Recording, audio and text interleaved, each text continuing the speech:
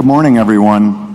My name is Jeff Zazulowicz. I'm managing editor with Military Times. Thank you for joining us for this AUA session on future vertical lift. This session is sponsored by Bell, and it will be recorded and archived at defensenews.com. My guest today is Jeff Schlesser. Close enough. Okay, apologies, it's early. He is the Executive Vice President of Strategic Pursuits for Bell. Jeff, thanks so much for joining us. Yeah, Jeff, it's a great opportunity to be here, and for everybody out there, thanks for getting up early in the morning to come and listen to us. So we're going to jump into some future vertical lift questions here. Jeff, in your view, what is the next major milestone for the FVL initiative, and what are the top priorities both right now and in the near future in your view? Well, after working through Milestone B, and that's no secret, I think you know that, with the program itself, the U.S. Army, we're looking forward to the next critical milestone, which is the Weapons Systems Critical Design Review, which we believe we're planning on working that in the fiscal year 25. A lot of different challenges there. I mean, this is, as I think you all know, this is one of the 2 Army Pathfinder programs for digital engineering. Thank you, Jen. You are a national treasure, by the way. And let me just repeat. So it's one of 2 Army programs that, it's been designated a digital engineering Pathfinder program. And I would just say that that makes, there's a lot of emphasis on it, a lot of focus on it, spotlight, and we want to do it absolutely right with our U.S. Army customer. So that's the next milestone. Sure. In your view, how can the FVL program support all of the different functionalities that the Army needs, from troop transport to close air support and cargo hauling? Well, a future long-range assault aircraft has the assault in it. My experience, 34 years, and wars in Afghanistan, Iraq, Kosovo Air War, and prior to that, Haiti and other interventions, I found that when you get a capability out to the USA or the aviators and the maintainers, they actually come up with better and stronger ways to actually operate the aircraft in ways that we don't plan. But right now, you can clearly see assault, utility, medevac, and SOCOM, Special Operations Command. Those are capabilities that are being planned and work as we work with the program right now. I could easily see in the future capabilities such as launched effects and other things like that, but that's for the Army to determine.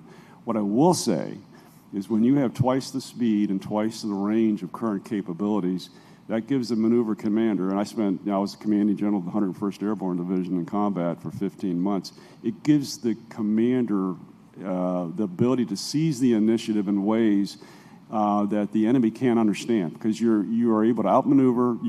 I would just say you can disaggregate, stay behind an engagement zone, even if it's 100 kilometers wide, then aggregate on a target and seize the initiative. So, I'm confident that Army aviators, many of them in the force today, and some that are just graduating from high school and college, they will expand that capability set from what I've already said. Sure. Turning to the ongoing conflicts in the Ukraine and in the Middle East, what lessons are you taking away from that as it pertains to the FVL initiative, if any, or what lessons in general are you kind of watching for and soaking in? Well, I think, everybody's focused on this counter-drone and the drone fight. And I would just say about that is, quadcopters I don't believe will revolutionize warfare. What I would just say is it is something that has to be worked through over the next few years, and I'm confident the U.S. Army will do so. I do believe, though, long-range missiles, rocket artillery, long-range shells of that nature will continue to be predominant on the battlefield. And so the ability, as I've said already, to disaggregate a long ways back before the engagement zone, aggregate when you need to, where you need to, seize the initiative is going to be critical. A tilt rotor and the ability to go and with the range and speed that it can operate will revolutionize that kind of maneuver. I wish I could, take off my suit, put my uniform back on again, and give it a shot. But I do think that commanders of the future and really just in the near future will be able to really take advantage of this capability. Maybe we can get you a waiver, get you back out there. Yeah. I'd probably be better. I started off as a private first class in the Army. I'd probably do better at that rank. Okay. In your view, is the industrial base prepared to meet the manufacturing needs of the FVL initiative? And, in your view, are supply chains kind of what or where they need to be? Well, I think we have an opportunity here, and it's on industry and our supply chain. Just as this aircraft is a next generation, you should, and really clean sheet design aircraft don't come often, and there's a lot of barriers to entry there and things of that nature. When the U.S. Army decides to go forward with this, they should have an expectation, and I know they do, that we're not going to do things the same old way. You should not expect us to be building parts in ways that were done 30 and 40 years ago, nor design them. And so, as I said, the Pathfinder program on digital engineering, what that leads us to do is to be able to actually share our design threads, as we call it, with the U.S. Army, to double-check each other. But then we go into the manufacturing process and the design release in a way that is very uncommon. And that flows down to our suppliers. They have to have the ability to be able to make sure that they can do digital engineering, to accept the designs. And then we are doing advanced manufacturing. We've already established a manufacturing technology center where we are demonstrating how advanced machinery, advanced manufacturing, additive manufacturing can shorten the time it takes to do some of these really, really important key components, whether it's drivetrains, wings, things of that nature. It's being driven down to the supply base. They have to be as adaptive as we are. Because it ties all the way out into the sustainment base. You shouldn't have to wait. The Army shouldn't have to wait, months or sometimes even a year or longer when a part goes bad or something like that on a flight line. They have the expectation that advanced manufacturing and adaptive, I'll call it just adaptive manufacturing, can deliver a part on time to the flight line or wherever the flight line is. It could be in any kind of right outside of an engagement zone. So. We're at it, Jeff. I think it's an exciting field. Everybody's trying to figure out their business cases. If you're a tiered supplier, we're working very hard. As I speak, my boss, the CEO, Lisa Atherton, is with Brigadier General Phillips in a supply breakfast with our key suppliers, just to show how important they are. Sure. As we wrap up here, anything else you'd like to share with our attendees regarding your thoughts on Future Vertical Lift? Well, I'll say that Bell Textron is, and we are doing our absolute best to work with our Army customer, and the future is extremely bright. The show shows and demonstrates you can't walk around the floor without seeing some version of flare on the wall or something like that. People realize that this is in fact a new capability, twice as fast, twice as far, modular open systems architecture. It's all real, and it's all going to take place here within the next several years. So hold on to your seats, and hope you're excited as we are. Thank you, Jeff, so much for joining us, and thank you to Jeff. Bell for sponsoring this panel. We're going to take about 90 seconds here, and we're going to bring up Defense News land warfare reporter Jen Judson, and she's going to speak with Army leaders a bit more about Future Vertical Lift. Thank you.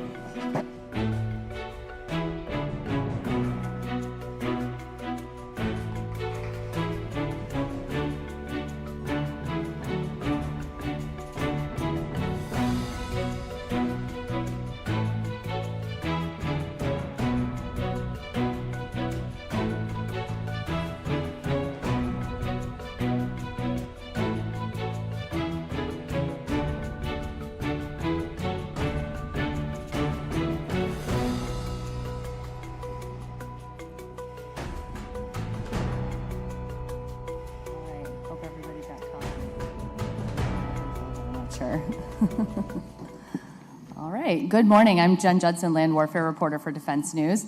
Thank you for joining us for this AUSA session on Future Vertical Lift. The session will be recorded and archived on defensenews.com, and we have a microphone available for audience questions.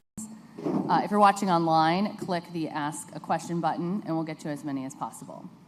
My guests today are Major General Michael McCurry, Chief of Staff, Futures Command, U.S. Army; Brigadier General Kane Baker, Director of Future Vertical Lift Cross-Functional Team; Colonel Jeffrey Paquette, Project Manager for the Future Long-Range Assault Aircraft; and Dr. James Kirsch, Director of Combat Capabilities Development Command, Aviation and Missile Center. Gentlemen, thank you for joining us. Thanks, Jan. So the Army's made some major decisions in recent years that will transform how Army aviation looks by the 2030s and beyond. It chose a tilt-rotor aircraft for its future long-range assault aircraft, and it canceled plans to develop a new attack reconnaissance aircraft, as well as shifting some focus to unmanned. So I'm hoping each of you could talk about the characteristics of warfare in recent years, whether that's what we've seen unfold in Ukraine or in the Middle East, or even prior to Russia's invasion of Ukraine. How's the thinking shifted here from each of your foxholes? And General McCurry, would you like to begin? Sure, I'll start, and just let me say I'm happy to be here with everybody again. And I am no longer the aviation branch chief, so General Gill is at another event this morning. So I guess they brought me back. I'm sorry, back again for the breakfast, but glad to be here with all of you and representing Army Futures Command and General Rainey as the Chief of Staff.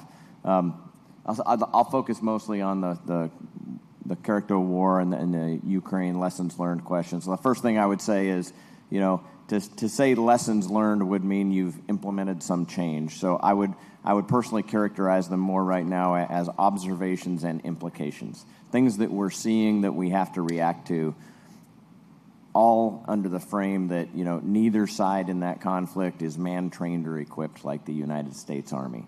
There's no large-scale maneuver. We've got the frozen middle. We have different kinds of forces employed there.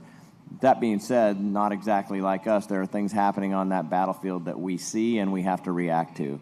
A little bit ago, you heard a little discussion about UAS, counter-UAS. So that's a big thing. And while this near-Earth space, this air-ground littoral, or like I like to say, the upper tier of the land domain, since Army aviators use terrain, this is not a new space. Army aviation has been operating there since 1955. What is new is there's a lot of other things in that space now that we have to account for, and we have to preserve our ability to do offensive and defensive fires, to do layered protection, to employ our UAS, and still have our manned platforms do their missions.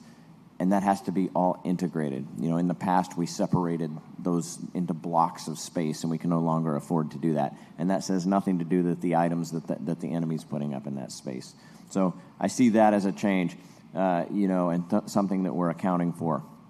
The constant observation is something we're accounting for, where, once again, soldiers have to be aware of what's over their head. So as we talk about providing unmanned aerial systems to ground maneuver forces, and they begin to provide soldier feedback on how they employ those in a fire and maneuver scheme, they're also becoming aware that there will be things over their own head that someone else is employing. And so those are things we're seeing. What hasn't changed is land is still decisive. As long as people live on land is going to be decisive, and the Army as the premier ground force is going to have the preeminent role there. So I'll stop there. I'll let the others expand, but that's kind of how I see it from my seat in Austin. I think it's already on. All right. Just slide it as close as possible. There you go. So I'll just kind of build off what General McCurry said, and I think the one thing that we see in the CFT, and you've heard the chief talk about it, and you heard the Secretary of the Army talk about it, is the fast pace, that we see technology change. And I would say that, I think we were ahead of this with what we were doing in FVL, specifically with FLRAA. The way we wrote the requirements for the open system approach, the intellectual property data rights that came with that, it allows us to iterate on FLRAA, not just as the first version comes out, but the ability to add upon that very quickly based off of the threat. So as we look at just inside of this, the FVL program with FLRAA, we're already looking at, what is the next increment for FLRAA? Because we know we can quickly adapt it at an affordable rate. So how do we add sensors on for the pilots to be able to fly in this domain that General McCurry talked about? How do we adapt to counter UAS? That can be quickly adapted to an open system approach. And that's really across a lot of our modernization programs, because we know the rate of change right now that you see in Ukraine is somewhere 6 to 8 weeks, where you got to adapt a new type of sensor on there to be able to counter what the enemy is doing. So that approach alone, I think, is fundamental on how we're approaching the Army. And the second piece you heard the chief talk about yesterday this idea of transforming contact, it's not a one-time event. It's an iterative process inside our formations. So how do we continue to deliver capability in the unmanned space, the counter-UAS space, to give them that edge to be able to fight against that threat curve? Okay, thanks. And we'll go with Colonel Paquette and then Dr. Kirsch after that. I'll just focus on the capabilities of FLRAA. I'm the project manager for FLRAA. A couple theaters that we're expected to participate in the future. One of those are large, vast expanses, and speed and range mitigate that significantly. So that's what we're focused on. General Baker provided me that requirement, and we're going to deliver on that with our partner in Bell. So I would say from an S&T perspective, when you take into account the things that General McCurry was talking about, particularly in terms of the congested and contested airspace, as we look at launched effects and we look at the sensors for launched effects and we look at autonomy from an S&T perspective, we're trying to use those capabilities to provide better situational awareness so that we can do sense and avoid, so that we don't run into each other in that contested airspace. As well as we push our launched effects further and further out in front and conducting that scout role that in previous years we did with manned assets, then we need to understand what behaviors are required, what sensors are required to kind of give us that same kind of awareness of what's out in front of us, so that as we move man formations forward, we know what we're about to face. Okay, thank you. I'm going to focus in a little on the FLRAA program, and then I promise I'll open the aperture back up. But Colonel Paquette, if you could walk us through where the FLRAA program is at the moment, when you expect to fly that first aircraft. We know the building is ongoing, so talk a little bit about where we are. Sure. So a few months ago, we had what we call in the acquisition world Milestone B. Milestone B is a risk-based decision that the Army Acquisition Executive, together with the Vice Chief, make and say, is the technology mature enough? Do we have the sustainment plan in place? What are the risks, costs, that kind of thing? We had probably an unprecedented level of information that we provided to the Honorable Mr. Bush, and he gave us the green light, so to speak, to continue into the next phase of the acquisition life cycle. So we're now in this phase called engineering and manufacturing development. That's where detailed design occurs, right? Up until that point, it was all called preliminary design. So now this is really the nuts and bolts, almost literally. What is the exact aircraft going to look like, and how do we trace that in a model-based system environment to the requirements that General Baker provided us? So here we are in this detailed design phase, and the next, as General Schlosser mentioned, and I appreciate him highlighting that the next milestone, and that's not in quotes, but the next major milestone of the program really is to have the critical design review. And that's where Bell and I sit down with my team for about a week, and we go over in explicit detail the aircraft design. And the point being, and a lot of times we refer to this as go slow to go fast. One of the things I try to impress upon people is budgets are tight. FLRAA is expensive. It's the largest program in Army history. We can't afford to make a big mistake. We can't afford to, we can't afford to build the wrong thing.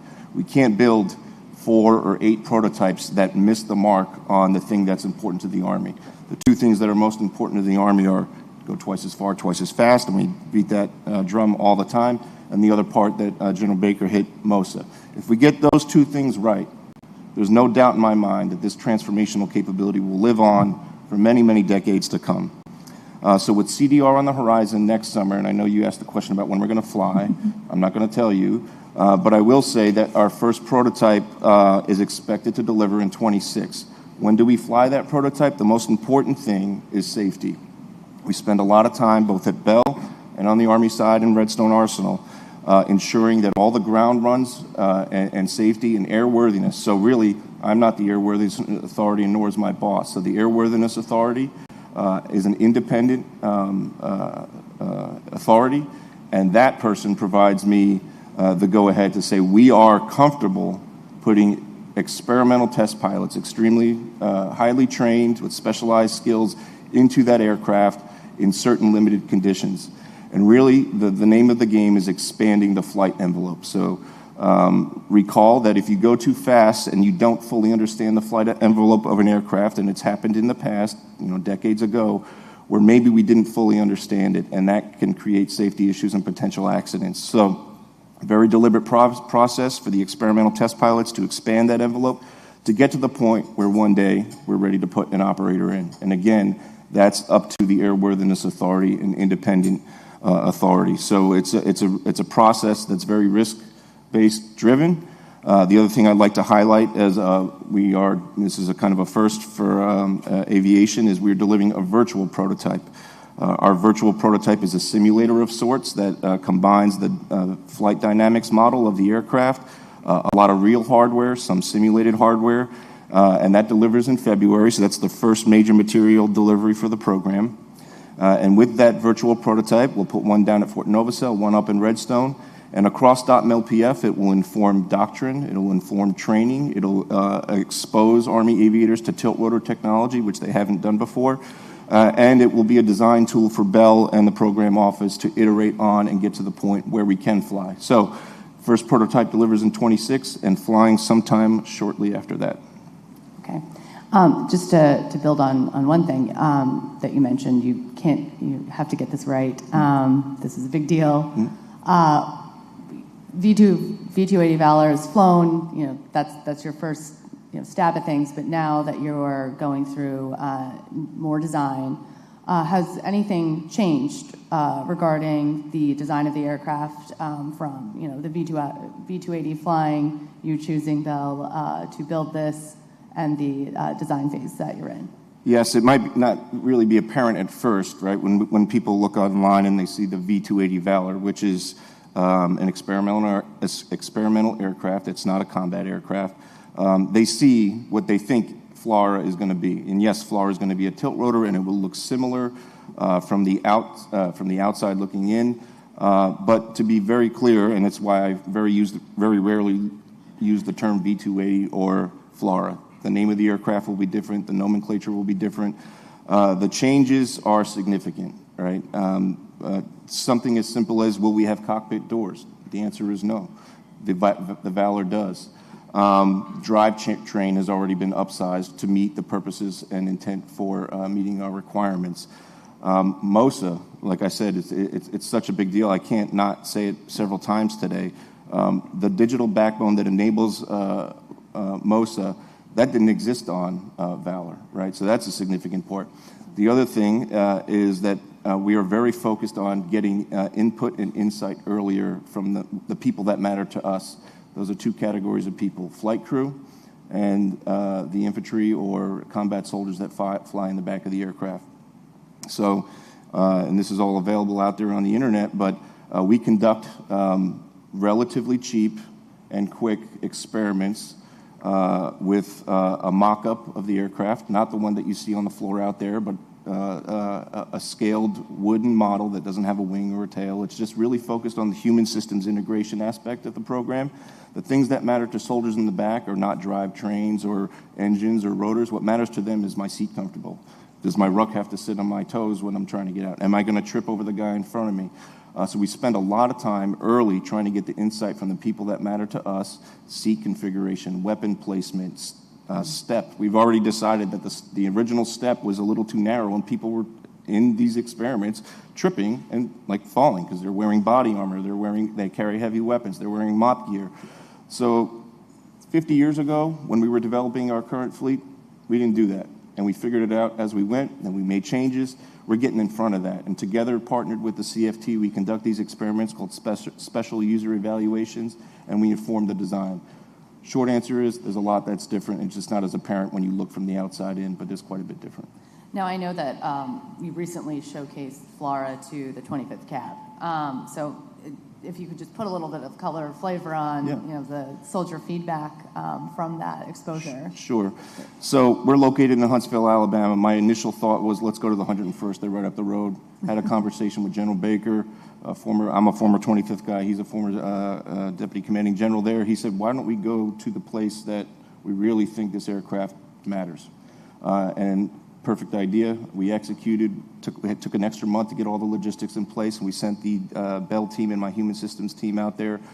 to bring the mock-up out there to receive input from the 25th. So the 25th cab, it took place, the guys who would potentially fly it, and the combat brigades out there came across. We spent a week out there with them iterating on the 2 configurations we wanted to test. We started with the one actually that we thought we were going to choose with seat configuration. We ran the soldiers through, without any combat gear, and then we added weapons, then we added body armor, and then we added MOP gear. We timed them. The people that do this kind of human systems science are technical experts. We measured every soldier with giant human-sized calipers. We wanted to make sure we could take care of the 5th percentile soldier, the 95th percentile soldier. And we did that in 2 configurations. And what we found out is that the soldiers really liked the 2nd configuration better. Now, they liked it. Why did they like it? It was more comfortable. It was faster. They weren't tripping over each other.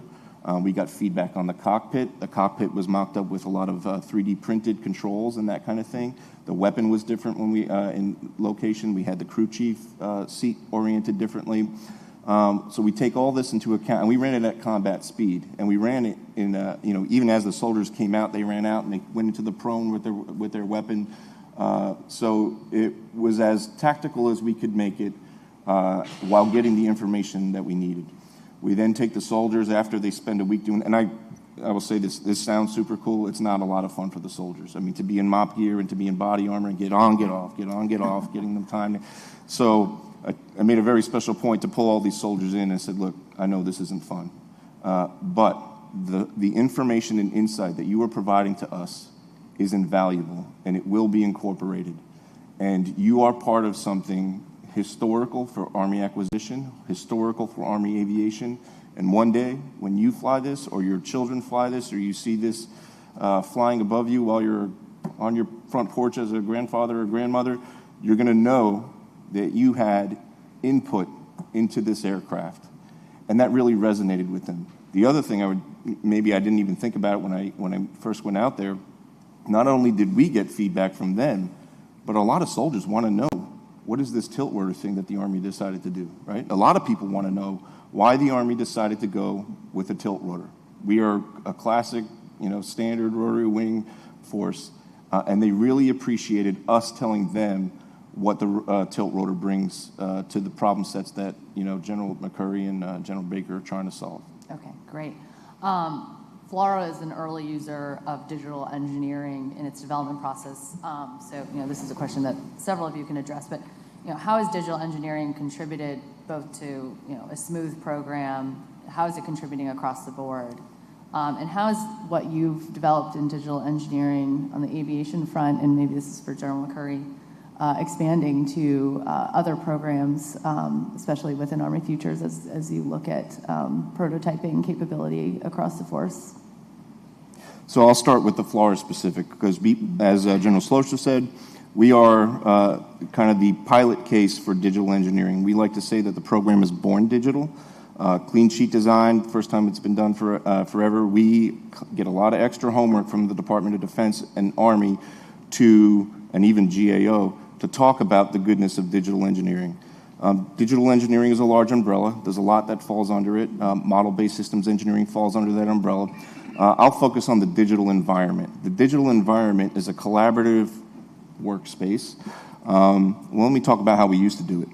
How we used to do it was I would hand words in the requirements document and a spec to Bell and say, go do some things, send me some engineering artifacts back. And then they would spend months doing that. We would spend months reviewing it. There'd be stuff wrong. We'd send it back, and we would iterate, and that's what takes time. In the digital environment, we are working real time with Bell every day, looking at what they're doing, and we are course correcting them as required. We catch things, right? PDR, when they submit, and this is not a knock, what I'm about to say is not a knock. When they submitted their model of the system after PDR, within 2 weeks we turned around about 3,000 things we needed them to address. These are not big things. These are just things to make sure we get it right. And I want to make clear that that's the goodness of digital engineering. Finding those things now and ensuring we don't build the wrong thing is a testament to the power of digital engineering. So you asked how it makes for a smooth program. I'm not sure if it makes for smooth. What it makes for is faster. It allows us to iterate quicker. It allows us to collaborate in a way that was just unheard of in the past. Another thing that we do with digital is model-based systems engineering. It's all done in a model. It's very, the likelihood of missing a requirement that General Baker handed to me is almost zero, because it's not words on a page, it's in a systems engineering model. So we're really proud of it. We talk a lot about it, and the Army is going to continue to emulate the things that we've done, get lessons learned, and develop weapon systems like this way into the future. So I'll jump in from the Futures Command perspective. So, digital engineering brings everything that Jeff talked about, and you heard General Schlosser say earlier that FLORA is one of the two premier systems, warfighting systems that we're doing digital engineering with in the Army. Also, ground combat vehicle is focused on that. What does that do? You heard yesterday our chief in his address at the Eisenhower luncheon said, step on the gas, we got to do things faster, and he also talked about process innovation. Well, this is an example of process innovation, and we have to continue to innovate our processes inside the Army as well. Yeah, I'll add a little bit more to that as well, because we talk a lot about going fast, and a lot of times we're talking about going fast in the design and development phase, but there's another piece of that before we can actually hand kit to soldiers, and that's getting through the material release process, which includes, for aircraft, airworthiness as well. That generally happens at the end. We get a lot of documents and a lot of data from the PM as they're finishing up their product, that then we spend a lot of time evaluating and determining whether or not we think this aircraft is safe to fly. Now, in this digital environment, we're involved in the process from the very beginning, and we can watch those things develop over time. We have much more access earlier in the program to the data, which should, at the end of the program, get us to those pieces of the process, the airworthiness release, the safety releases, the material release process, that actually allows us to get that kit that they've developed into the hands of our warfighters that much quicker. Okay. Shifting gears a little bit here. The Army's planning on using a robust amount of unmanned launched effects, UAS, in the force as part of the aerial tier, and capability that can be launched off of vertical lift aircraft. So how is the Army currently learning across the board how formations will look with launched effects in the equation? What are some of the ways you're working on configuring it all out at this point? General Baker, I'll let you take a stab at that. Yeah. So I'm the launched effect guys for the Army. So, I would tell you, last year when we updated the ACD, we went with both an aerial launch capability and a ground launch capability. So we're working through that now. Hey, what is the right mix of capability, either, launched at formation level or employed from the air? So a lot of that's looking at how we're doing our studies right now. We've got an ongoing study looking at that mix. We're also putting in simulation. We've always had it in high fidelity simulation, but we're at the point now we're actually putting it in inside of our formations exercises they do in simulation. And additionally, we're also doing it in the dirt.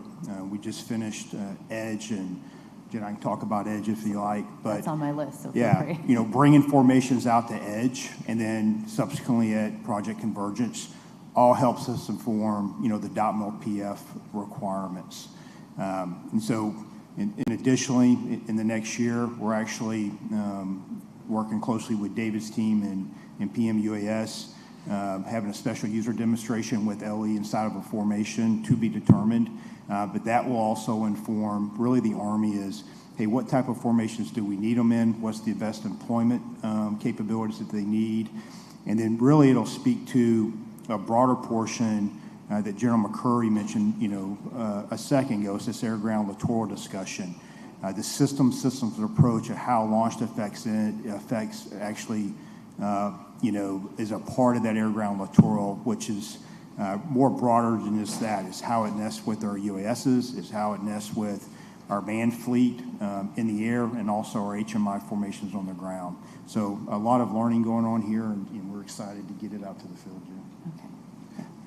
Let me amplify a couple things there. So when we talk, first thing is we talk, unmanned aerial systems and unmanned ground systems or robots.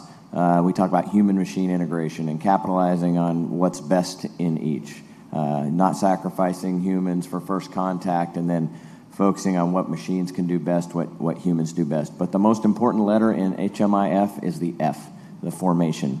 We're focused on formations of capability. That's something, that is a little bit different than others around the world that want to just employ a capability, a singular material item on the battlefield, and we're interested in building formations and capability at echelon. A great mentor and retired General Dave Perkins once told me to quit focusing on this one thing and see how it fits in the bigger picture. And so the formation-based approach is critical. And the other thing I would say is when we're doing this UAS and launched effects work, there's really 3 interrelated time periods. You've heard a lot about transforming contact, and General Slosser said earlier, soldiers figure out how to use things differently than maybe engineers and designers intended. So transforming contact, we're giving some of these systems out to those brigades so they can begin to experiment, use them, inform organizational concepts, inform future doctrine and training in that near period. And then these periods are interrelated, so that's informing your kind of traditional deliberate transformation period, your POM period, and then all of that is rolled up and also being informed by the concept work that FCC is doing. So these 3 interrelated time periods of transforming contact, deliberate transformation, and concept informed transformation really help us tie that picture together when we're talking about a space that's moving so quickly.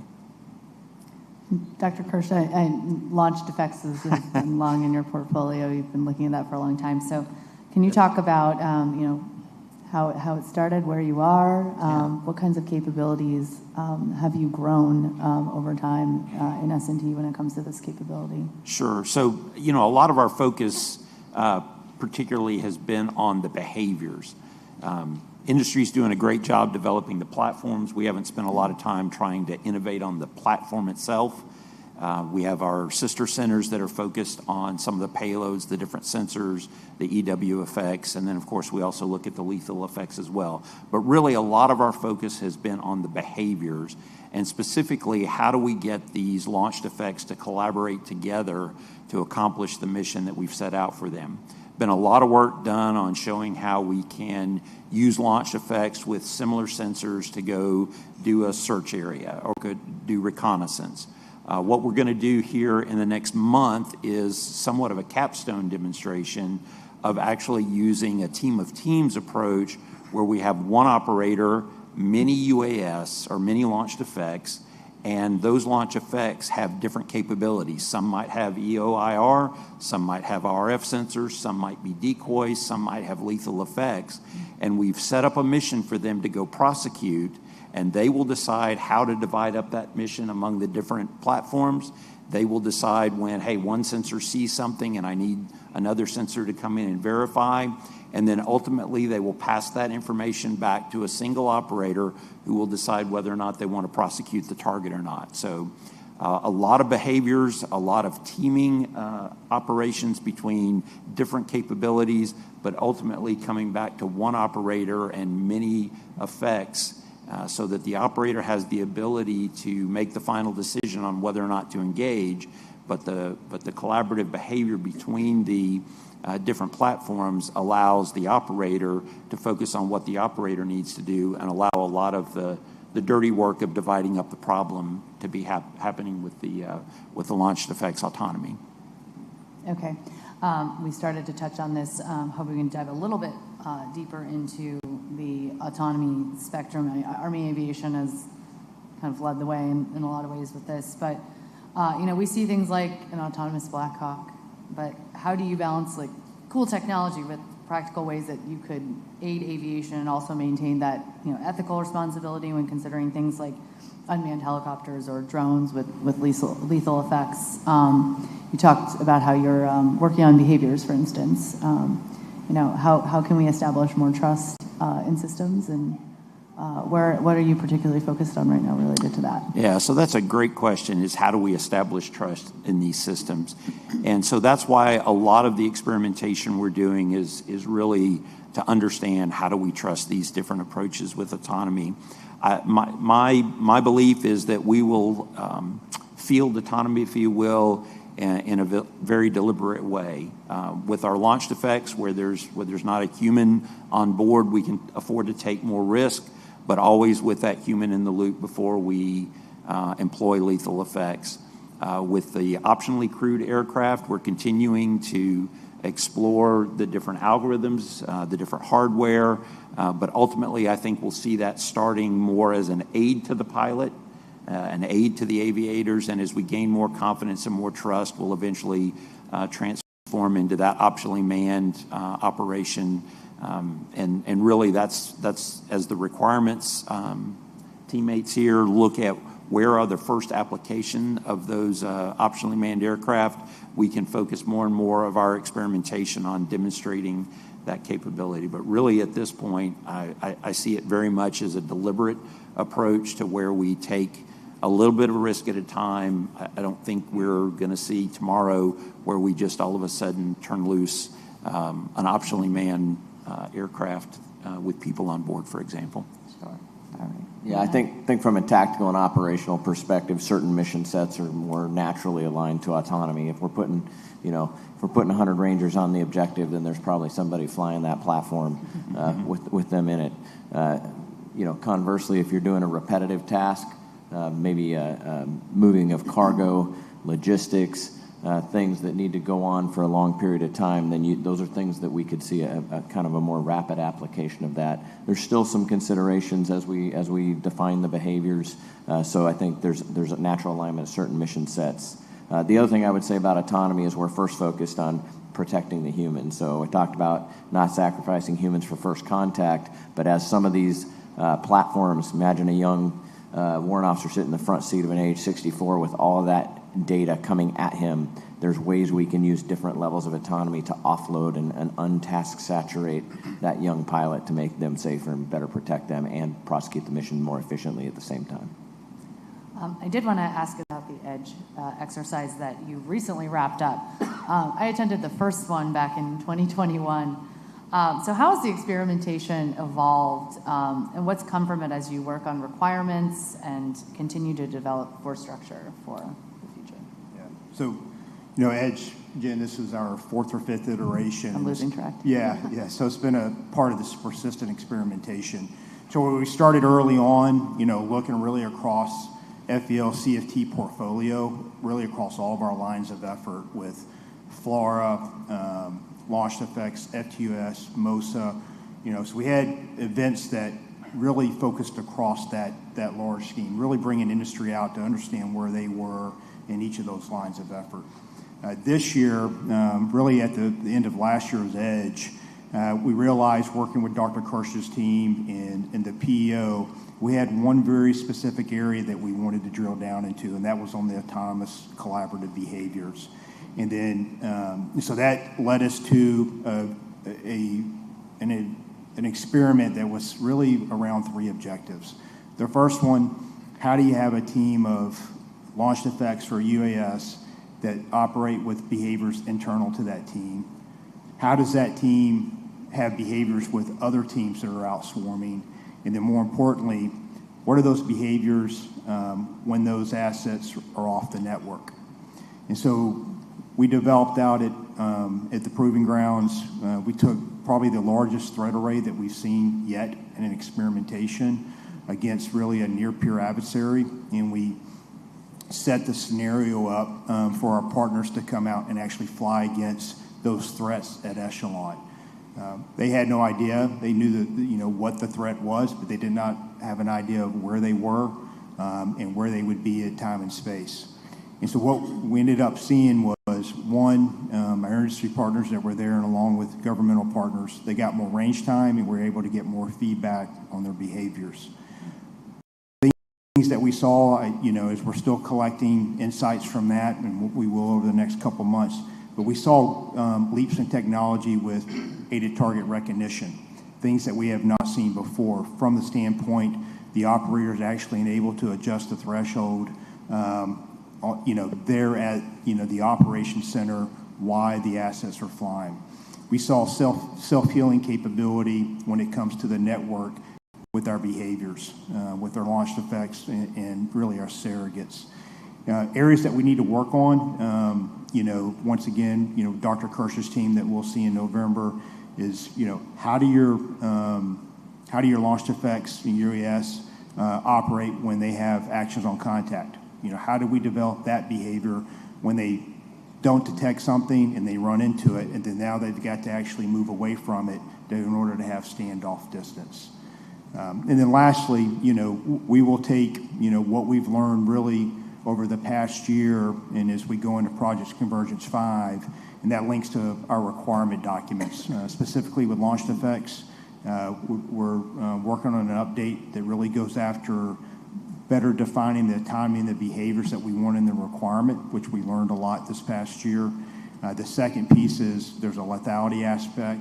We wrote in long-range precision munitions last year into the document. There's another piece of that we need to do hand-in-hand with Missiles and Space PEO. And there's another piece that I didn't mention that speaks to the network. Okay. You mentioned Project Convergence and feeding into that. What are some of the things you're going to do to basically move from Edge and what you learned there to a more challenging environment? And forgive me because I don't know if you're participating in the west of the IDL side of Project Convergence in the Pacific, or if you'll be focused on that, or if you will just be at the National Training Center for the other side of Project Convergence. Talk about how the aviation side will be involved in Project Convergence, and a little bit more on what you're hoping to accomplish out of that. Yeah, so one of the tasks handed to me for PCC 5 this year was the ability to really kind of look at the amount of unmanned systems when it comes to UASs, launched effects, and then working with my fellow CFT partners really over at AMD, General Bill Parker's the counter UAS. So, I looked at Edge as one, the learning demands that we had on top of that, but then two is how do we kind of have a risk reduction and bring it forward. Working closely again with Dr. Kirsch and Colonel Hiley as they finished up their event in November, is bringing in the capabilities of launched effects, trying to scale it, at that range, and then giving it to a formation that will come in and be the rotational or the exercise formation. That will really, Jen, bring us to a point where we go into our requirements documents, and then we begin to update that and bring it forward. But I would say PCC has been a campaign of learning over many years, and it continues to build each year. As General McCurry talked about, this offensive defensive approach, and then how do we bring industry to bear with capability, highlight it so we get capability to the warfighter, in a faster manner. So. Yeah, one of the things I think Kane's done a really great job of is, we started out this morning talking about Ukraine and the expansion of observation on the battlefield, and now all the forces are involved in maneuver. We call that all-arms maneuver. One of the things Kane's team has done a really great job with is integrating these launch effects across all these formations. And so I think at PC, we hope to see how that pans out at Echelon. Okay. The Army is doing a lot in terms of survivability in aviation from the manned aircraft perspective. So can you talk a little bit about what you're doing to work on survivability for future aircraft and current aircraft? I don't know if that falls in Dr. Kirsch's realm or if that's something you want to touch on, Gerald Baker. So really one of the things that we're looking at from an aircraft survivability standpoint is what we call holistic team survivability. So there's a lot of work that's going on with some of our partners in different countermeasures or protection capability you can put on the aircraft itself. But one of the things we're looking at is how do we use launched effects in a teaming arrangement, both with other launched effects or with crewed assets, to protect the team, if you will.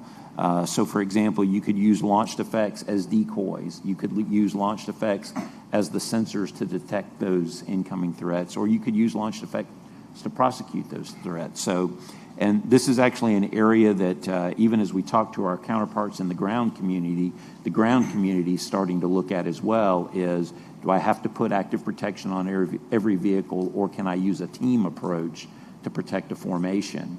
And again, launched effects has a role to play there. So really it's a holistic team survivability approach that we're looking at from an S&T perspective. Yeah, if I could add, as an integrator of ASC, right? So I have a counterpart and another PEO whose job is to, provide me the systems. We cannot discount the importance of MOSA to integrating ASC quickly. The speed, as the Ukraine analogy, right? The speed of, excuse me, keeping pace with the change of threat is vital. And MOSA does two things, right? Keep pace with technology, all the great stuff that we see out here on the floor, and with the threat. ASC is one of the harder things to integrate in an aircraft. MOSA and the ability to leverage the digital backbone, leverage the standards that are open and available to industry, those industry standards, those standards, which will be government-owned, have been heavily informed by thousands of industry members as part of the architecture working group. But I see a future where a threat emerges and the ASC is ready to be integrated. That's the first part, but then putting it on the aircraft and making it all work, MOSA will take those timelines down a tremendous amount, and that's a really important part of aircraft survivability. I did want to address many of there's catastrophic accidents with helicopter crashes in recent years. Can you talk a little bit about what we're doing right now to get after that? In most cases, that's adjusting training. General McCurry, you were involved in this in your last job, so hoping you can address what the Army is doing with that. I know in some cases it was, with the Apache crashes, it was tail rotor effectiveness, for instance. But in a lot of cases it was, I think you've used the term, flying ahead of, driving ahead of your headlights. So just highlight a few things that you're doing to try to improve that. Yeah, so I think first, no loss in training is acceptable. Every loss of a soldier is tragic, and when that happens, we do a deep investigation to find out the root cause and implement some sort of correction. And then when we have a trend, we begin to get after that at the Army level. And obviously in 2023, when I was still the aviation branch chief, we did the aviation stand down, and that was a bottom-up feedback exercise where we had units provide feedback all the way up through their ACOMs. We collected it and back briefed the vice and the chief at the time, and then went out. The vice chief of staff of the Army at the time had us go out and brief all of the division and corps commanders in one session on what we found. That's where we found that as we transitioned from the way we had been flying in Iraq and Afghanistan, higher above the terrain, not a lot of threat to consider, and we came down into a more higher risk environment. We saw that we were overdriving our capabilities a little bit and pushing people into, that aviators were pushing themselves into situations that maybe they weren't yet prepared for. And so it's okay, I equate this to live fire exercise for infantrymen. We don't say to an infantryman, you qualified on your weapon yesterday, so you can go participate in a company live fire. When we do a live fire, we say, okay, you're qualified on your weapon, then we're going to go do, a fire team, dry fire, blank fire, live fire, day, and then we're going to change up the conditions and do it at night. And at every step of the way, there's a leader in the U.S. Army that's empowered to say, you're ready to go to the next step. And so we in aviation had to back up back then in 23 and focus on some fundamentals and tell people, hey, it's okay to say, I need more training before I go to that next step. So we focused there. We did take some actions, reoriented the Department of Evaluation and Standardization there at Fort Novosel to go out and assist the cabs with some of the training shortfalls. We simplified some maneuvers, specifically in the survivability realm, and we really focused on retaining those mid-grade warrant officers over time. So that was 23. In 24, we had started to see some accidents, and we had explained to the then Vice General George, now the chief in 24, that that hey, this was a need to gain experience thing. So he made the decision that we were not going to do a stand down, we were going to do a stand up. because we wanted aviators to keep flying, to keep gaining experience while we were going back and looking at some of these lessons. So we directed certain topics for them to do during this aviation stand-up, and those were focused on more of these fundamentals, over time. So did that. With regard to your question on unanticipated yaw in aircraft, it's not just the Apache, it's every helicopter that has a single main rotor and a tail rotor can experience unanticipated yaw. And over time, as we took these great platforms that our great partners in industry had provided us over the decades, the Black Hawk and the Apache, and we began to grow them, you shrink those power margins a little bit. So then responding in the fundamentally correct manner is even more important. And so that's really where the focus is now. I'll defer to General Gill on everything that's happened since the 26th of July. That's not my bailiwick now, so I'll focus on the things we did early on. And the last thing I'll say on the material side, back early in 24, I signed a memorandum directing that tail rotor drive system and tail rotor blade on Apache be the #1 modernization priority in that platform. Okay, we have time for one question from the audience. Steve, you look excited to go, so. Well, maybe just two quick questions. So on the virtual prototype, I understand what a physical prototype does. There's physical or flight sciences and mission systems prototypes, but what's the purpose of the virtual prototype sort of in relation to that, or is it completely different? And then a few months ago, the Army came out with an RFI for a 1-ton cargo unmanned autonomous aircraft for contested logistics. So what's the thinking there? The Marine Corps has something very similar going on with the aerial logistics connector. Is the idea to piggyback off that? And then what could be the impact on the force structure for crewed cargo aircraft in the future? So I'll start with the virtual prototype question. Going back to using congressional authorities, we entered into something called the middle tier of acquisition that allows us to go fast and get through the risk reduction phase of acquisition. Part of the requirement of executing an MTA is delivering something usable to the field. Oftentimes, that is a prototype of a weapon system. So, for example, if you're developing a rifle or something, that's possible. It's not possible in the case of FLRAA to develop a flying, airworthy prototype for use and experimentation in the field. What is possible and what we used was a virtual prototype. Now, again, a virtual prototype is similar to a simulator. To the average person, it is a simulator. But it's a little more fidelity than that. It really involves using the software that is going to be in the aircraft, coupling that with a model, or what we call a dynamics model, of how the aircraft flies and how it reacts to conditions and inputs. So you pair those two things together and you have what looks like a simulator. The purpose of the virtual prototype, one, is to make sure I deliver on my commitment to the Department of Defense in meeting the requirements of an MTA, which allowed us to use the authorities to accelerate the program. But more importantly, when you think about .mil-PF, we have a couple letters in there, doctrine. So General Gill will be able to use the virtual prototype and start thinking about, how do I do an air assault with an aircraft that's going nearly 300 knots? That's something that Army aviators have never done before, as far as I know. It's a different mindset. So how do tactics, techniques, procedures, training, right? The T in .mil-PF.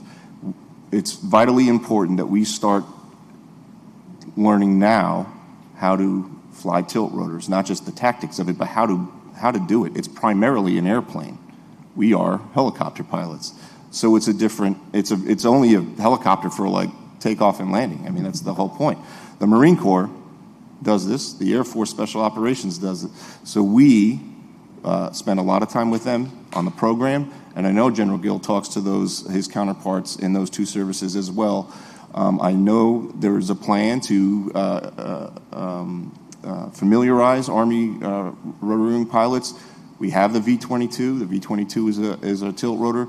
So I've already started meeting a couple of Army aviators who have experience in the V-22. I just hired an experimental test pilot who is qualified in the V-22. So we're starting to build up the familiarity with a technology that the Army has just not really used before. The VP, and normally simulators lag the aircraft. We build the aircraft and then we try to go build a simulator for training purposes that does what the aircraft does and that can allow them to accrue flight time on. In this case, the simulator, and it's just around the corner, the VP, comes ahead of that. And then, of course, I didn't even talk about my domain, but the material domain, the M in .mil.pf, it allows us to iterate on the design. XPs can go into the aircraft. I can put an operator in the aircraft, and they're not going to crash it, and then say, hey, this feature in the software is really confusing. It took me 10 page pushes to get to navigation. Can we find a way to make that less burdensome? And General McCurry mentioned it. How do we offload task saturation on the pilot? We'll be able to do that long before we have a physical prototype. So the VP is going to be a really powerful tool. It allowed us to leverage congressional authorities. We'll have one down Fort Novosel. We'll have one up by me in Redstone Arsenal, and we will use it to cover those kind of 3 areas of the .mil.pf doctrine, training, and material. So I'll address the question on contested logistics, and General Shane Upton, I don't know if he's out there, but he's my neighbor, so I'll circle back with him to make sure I said the right thing here. If you've ever been on the battlefield more than 24 hours, you realize that sustainment is a big requirement in order to keep the fight going. You saw it in Afghanistan. I mean, name a war, and the amount of sustainment that's got to occur is a lot. And so, as we look forward, how do you have capability that can move your classes of supply without actually tapping into your manned formations? Allow them to focus on the mission sets that the commander needs to deliver combat capability on the ground, where you have a capability that Shane's team is developing that allows you to just continue to move sustainment back and forth without disrupting your crews, without disrupting your maintenance, so you actually have capability. I was a Brigade 3 in combat for a year, and I would tell you the hardest thing I had to manage in Afghanistan was how did I manage my Chinook pilots? Majority of the time they were moving a lot of cargo, winterization requirements in Afghanistan, moving supplies back and forth. A capability where a formation can say, hey, I've got dedicated assets that can just move ammo, food, et cetera, is very, very important.